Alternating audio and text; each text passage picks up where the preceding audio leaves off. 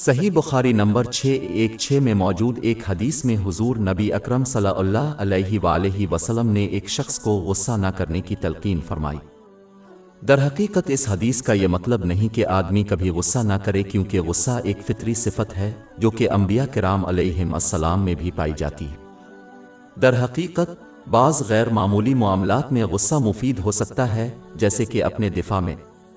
اس حدیث کا اصل مطلب یہ ہے کہ انسان کو اپنے غصے پر قابو رکھنا چاہیے تاکہ یہ اسے اللہ تعالیٰ کی نافرمانی کی طرف نہ لے جائے، جس کا اظہار انبیاء کرام علیہم السلام نے بالکل ٹھیک دکھایا ہے۔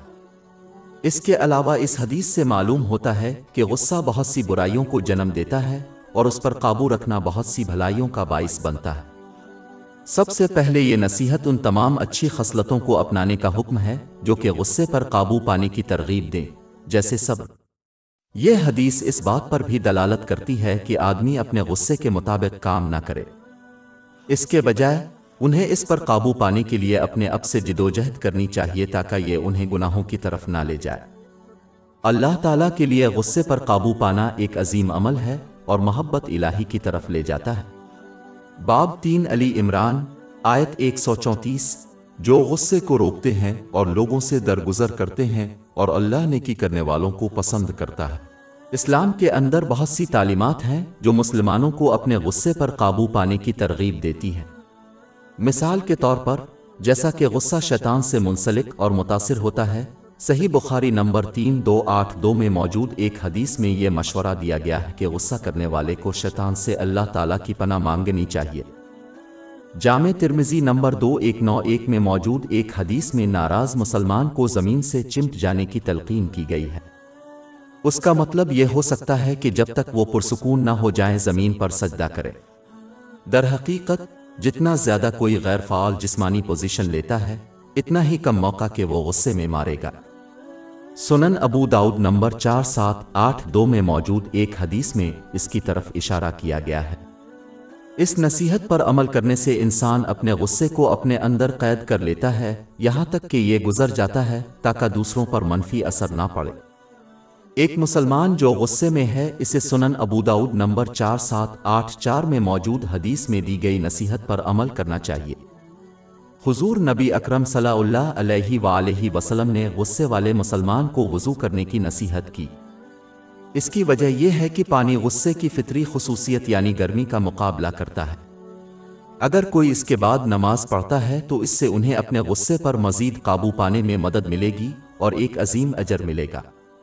اب تک زیر بحث مشورے سے ناراض مسلمان کو اپنے جسمانی حرکات پر قابو پانے میں مدد ملتی ہے۔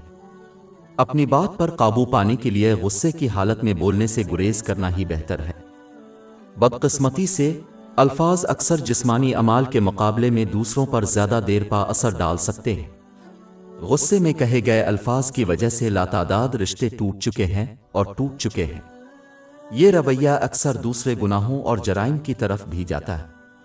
ایک مسلمان کے لیے سنن ابن ماجہ نمبر 3970 میں موجود حدیث کو نوٹ کرنا ضروری ہے، جس میں متنبہ کیا گیا ہے کہ قیامت کے دن کسی شخص کو جہنم میں ڈالنے کے لیے صرف ایک ہی برے لفظ کی ضرورت ہے۔ غصے پر قابو پانا ایک بہت بڑی نیکی ہے اور اس پر قابو پانے والے کو حضور نبی اکرم صلی اللہ علیہ وآلہ وسلم نے صحیح بخاری نمبر 614 میں موجود حدیث میں ایک مضبوط انسان قرار دیا ہے۔ جو شخص اللہ تعالیٰ کی خاطر اپنے غصے کو نگلتا ہے، یعنی وہ اپنے غصے کی وجہ سے کوئی گناہ نہیں کرتے، اس کا دل اطمینان اور سچے ایمان سے بھر جائے گا۔ سنن ابو داؤد نمبر 4778 میں موجود ایک حدیث میں اس کی نصیحت کی گئی ہے۔ یہ صحیح دل کی ایک خصوصیت ہے جس کا ذکر قرآن پاک میں ہے۔ وہ واحد دل ہے جسے قیامت کے دن حفاظت ملے گی۔ باب 26 الشعراء آیات 88-89، جس دن مال اور اولاد کسی کے کام نہ آئے گی، لیکن صرف وہی جو اللہ کے پاس پاک دل لے کر آتا ہے۔ جیسا کہ پہلے ذکر کیا گیا ہے، حد کے اندر غصہ مفید ہو سکتا ہے۔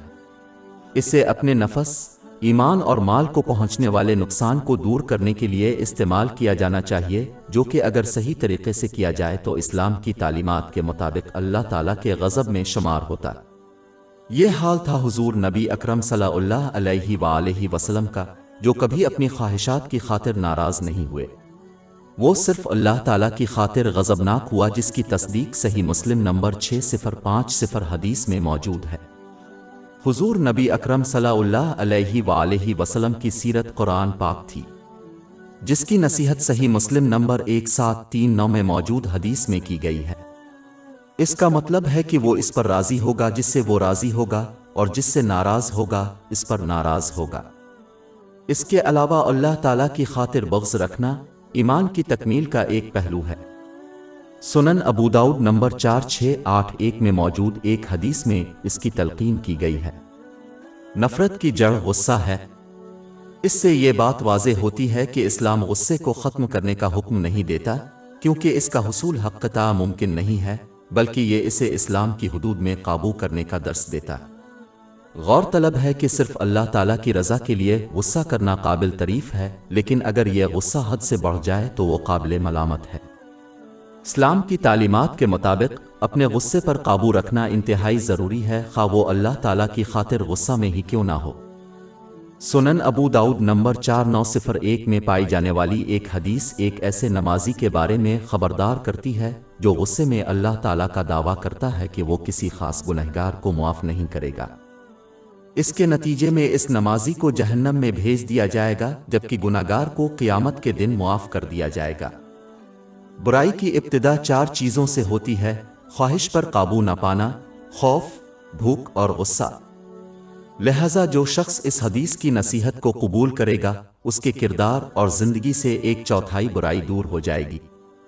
نتیجہ اخذ کرنے کے لیے مسلمانوں کے لیے اپنے غصے کو قابو میں رکھنا بہت ضروری ہے، اس لیے یہ ان کے لیے ایسی حرکت آباد کرنے کا سبب نہ بنے جس سے انہیں دنیا اور آخرت دونوں میں بڑی پشیمانی کا سامنا کرنا پڑے۔ ہماری ویب سائٹ www.shekpod.com پر 400 سے زیادہ مفت e books, audio books, infographics, podcast اور بلاگ دستیاب ہے۔